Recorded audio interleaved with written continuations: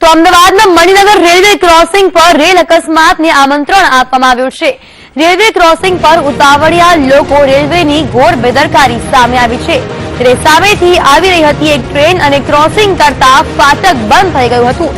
ત્યારે railway track પર લોકો અને ગાડીઓ અટકાઈ ગયા હતા। લોકોને ટ્રેક પર જોઈને સાવધાન થઈ ગયું હતું। ત્યારે રેલવે ડ્રાઈવરે ટ્રેન રોકી હતી। મોટો અકસ્માત થતા બચી ગયો છે। ફાટક બંધ થવા છતાં પણ લોકો ટ્રાફિક જામ કરે છે। ત્યારે બીજી બાજુ ક્રોસિંગની અંદર વાહનો હોવા છતાં ફાટકને બંધ કરી દેવાયું હતું।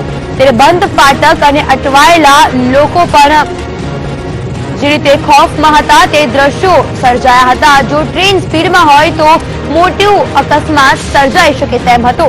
ટ્રેન આવતી હોય અને ફાટક બંધ થવાના હોય ત્યારે સાયરન વાગતી હોય છે। સાયરન વાગવા છતાં લોકો ટ્રેક પર ટ્રાફિક જામ કરતા હોય છે અને ટ્રેક પર લોકો હોવા છતાં પણ રેલવે ફાટક બંધ કરી દેવાય છે તે સૌથી મોટી એક બેદરકારી છે। આપને જણાવી દે કે વધુ ટ્રાફિક વાળા આવા ટ્રેક પર ટ્રાફિક પોલીસ પણ દેખાતી નથી। ત્યારે આ જ અંગે અનેક સવાલો પણ થઈ રહ્યા છે કે વારંવાર આ પ્રકારની બેદરકારી શા માટે રાખવામાં આવી રહી છે।